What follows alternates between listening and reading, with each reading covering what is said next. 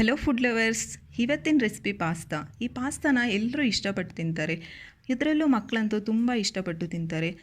ನೀವು ಇದನ್ನು ಬ್ರೇಕ್ಫಾಸ್ಟಾಗೂ ಪ್ರಿಪೇರ್ ಮಾಡ್ಕೋಬೋದು, ಸ್ನ್ಯಾಕ್ಸಾಗೂ ಪ್ರಿಪೇರ್ ಮಾಡ್ಕೋಬೋದು. ಈ ಪಾಸ್ತಾನ ತುಂಬ ಈಸಿ ಮೆಥಡಲ್ಲಿ ಹೇಗೆ ಪ್ರಿಪೇರ್ ಮಾಡ್ಕೊಡೋದು ಅಂತ ನಾನು ನಿಮಗೆ ತೋರಿಸ್ಕೊಡ್ತೀನಿ. ನಮ್ಮ ವಿಡಿಯೋನ ಕೊನೆ ತನಕ ನೋಡಿ. ಯಾರಾದರೂ ಫಸ್ಟ್ ಟೈಮ್ ನಮ್ಮ ಚಾನಲ್ಗೆ ಬಂದಿದ್ದರೆ ದಯವಿಟ್ಟು ಇವಾಗಲೇ ಸಬ್ಸ್ಕ್ರೈಬ್ ಮಾಡ್ಕೊಳ್ಳಿ, ಜೊತೆಗೆ ಪಕ್ಕದಲ್ಲಿರೋ ಬೆಲ್ಲೈಕನ್ನ ಒತ್ತಿ. ನಾನು ನಿಮ್ಮ Lakshmi, welcome to Lakshmi recipes. ನೋಡಿ ವೀಕ್ಷಕರೇ, ನಾನಿಲ್ಲಿ 2 ಕಪ್ ಈ ರೀತಿಯಾದ ಪಾಸ್ತಾನ ತೊಗೊಂಡಿದ್ದೀನಿ. ಒಂದು ವೇಳೆ ಈ ರೀತಿಯಾದ ಪಾಸ್ತಾ ನಿಮಗೆ ಅವೈಲೇಬಲ್ ಇಲ್ಲ ಅಂದರೆ ಬೇರೆ ಥರದ್ದು ಕೂಡ ತೊಗೊಳ್ಳಿ, ತೊಂದರೆ ಏನಿಲ್ಲ. 2 ಮೀಡಿಯಮ್ ಸೈಜ್ ಈರುಳ್ಳಿನ ಈ ರೀತಿ ಚಿಕ್ಕದಾಗಿ ಕಟ್ ಮಾಡಿ ತೊಗೊಳ್ಳಿ. 2 ಟೊಮೊಟೊನ ಮಿಕ್ಸಿ ಮಾಡಿ ಪೇಸ್ಟ್ ಮಾಡ್ಕೊಂಡು ತೊಗೊಳ್ಳಿ. ಅರ್ಧ ಕ್ಯಾಪ್ಸಿಕಮ್ನ ಚಿಕ್ಕದಾಗಿ ಕಟ್ ಮಾಡ್ಕೊಳ್ಳಿ. 1 ಕ್ಯಾರೆಟ್ನ ಈ ರೀತಿ ಕಟ್ ಮಾಡ್ಕೊಂಡು ತೊಗೊಳ್ಳಿ. 4 ರಿಂದ 5 ಬೀನ್ಸ್ನ ಚಿಕ್ಕದಾಗಿ ಕಟ್ ಮಾಡ್ಕೊಳ್ಳಿ. 1 ಮೆಣಸಿನ್ಕಾಯಿನ ಈ ರೀತಿಯಾಗಿ ಚಿಕ್ಕದಾಗಿ ಕಟ್ ಮಾಡ್ಕೊಳ್ಳಿ.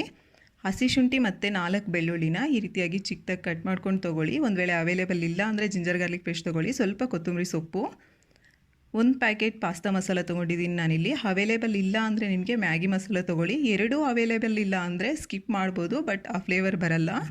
ಅರ್ಧ ಟೇಬಲ್ ಸ್ಪೂನ್ ಖಾರದ ಪುಡಿ, ಅರ್ಧ ಟೇಬಲ್ ಸ್ಪೂನ್ ಗರಂ ಮಸಾಲ, ಅರ್ಧ ಟೇಬಲ್ ಸ್ಪೂನ್ ಧನಿಯಾ ಪುಡಿ, 1/4 ಟೇಬಲ್ ಸ್ಪೂನ್ ಅರಿಶಿನ ಪುಡಿ, ರುಚಿಗೆ ತಕ್ಕಷ್ಟು ಉಪ್ಪು, 4 ರಿಂದ 5 ಟೇಬಲ್ ಸ್ಪೂನ್ ಎಣ್ಣೆ. ಓಕೆ ವೀಕ್ಷಕರೇ, ಇವಾಗ ತಯಾರಿ ವಿಧಾನ ನೋಡೋಣ. ಮೊದಲು ಸ್ಟವ್ ಆನ್ ಮಾಡಿ ಅದಕ್ಕೆ ಪಾತ್ರೆ ಇಟ್ಕೊಂಡು ನಾನಿಲ್ಲಿ 2 ಕಪ್ ನೀರು ಸೇರಿಸ್ಕೊಂಡಿದ್ದೀನಿ. ಇದು ಸುಮಾರು 3/4 ಲೀಟ್ರ್ ಇರುತ್ತೆ. ನೋಡಿ, ಈ ನೀರು ಸ್ವಲ್ಪ ಕಾದ ಮೇಲೆ ಇದಕ್ಕೆ ಅರ್ಧ ಟೇಬಲ್ ಸ್ಪೂನ್ ಉಪ್ಪು, ಅರ್ಧ ಟೇಬಲ್ ಸ್ಪೂನ್ ಎಣ್ಣೆ ಹಾಕ್ಕೊಳ್ಳಿ. ನಂತರ ಇದಕ್ಕೆ ಪಾಸ್ತಾನ ಸೇರಿಸ್ಕೊಂಬಿಡಿ. ಇದು ಸುಮಾರು 6 ರಿಂದ 7 ನಿಮಿಷ ಮೀಡಿಯಮ್ ಟು ಹೈ ಫ್ಲೇಮ್ಗೆ ಅಡ್ಜಸ್ಟ್ ಮಾಡ್ಕೊಳ್ತಾ ಬೇಯಿಸ್ಕೋಬೇಕು. ಆವಾಗವಾಗ ಕಲಿಸ್ತಾ ಇರಿ, ಇಲ್ಲಾಂದರೆ ಉಕ್ಕುತ್ತೆ. ನೋಡಿ, ಈ ರೀತಿಯಾಗಿ ಮೆತ್ತಗಾದಮೇಲೆ ಸ್ಟವ್ನ ಆಫ್ ಮಾಡ್ಕೊಂಬಿಡಿ. ಬಟ್ ಹುಷಾರಾಗಿ ಚೆಕ್ ಮಾಡ್ಕೊಳ್ಳಿ, ತುಂಬ ಸುಡ್ತಿರುತ್ತೆ. ಸ್ಟವ್ ಆಫ್ ಮಾಡಿಕೊಂಡು ಮತ್ತೆ ಇದನ್ನು ಒಂದು ಪಾತ್ರೆಗೆ ಹಾಕ್ಕೊಳ್ಳಿ. ಎಣ್ಣೆ ಹಾಕ್ಕೊಳ್ಳೋದ್ರಿಂದ ಪಾಸ್ತಾ ಒಂದಕ್ಕೊಂದು ಅಂಟಲ್ಲ, ಅದಕ್ಕೆ ಎಣ್ಣೆ ಹಾಕ್ಕೊಳ್ತೀವಿ ಅಷ್ಟೇ. ನಂತರ ಇದಕ್ಕೆ ತಣ್ಣಗಿರೋ ನೀರನ್ನ ಹಾಕ್ಕೊಳ್ಳಿ. ಮತ್ತು ಇದನ್ನು ಒಂದು ಪ್ಲೇಟಿಗೆ ಟ್ರಾನ್ಸ್ಫರ್ ಮಾಡ್ಕೊಂಬಿಡಿ.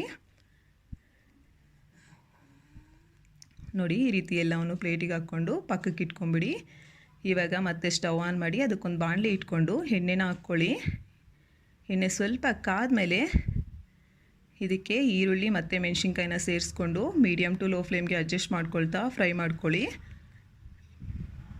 ನೋಡಿ, ಕಲಿಸ್ಕೊಳ್ತಾ ಫ್ರೈ ಮಾಡ್ಕೋಬೇಕು ಇದನ್ನೆಲ್ಲವನ್ನು.